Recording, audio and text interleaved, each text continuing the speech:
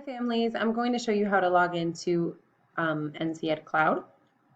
You're going to go to the top of your browser. Google works best, by the way. Please try to use Google.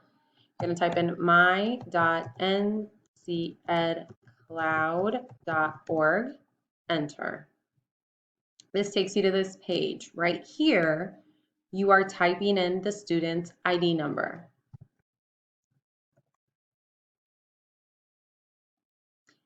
Here you are typing in capital C, lowercase m, lowercase s, lowercase x, 2031.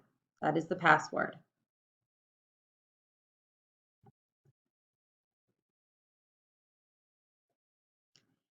My page might look a little bit different because it is a teacher page, but your student is going to click on Canvas, and that's where they can then access all of their courses. They should have a literacy course and a math course.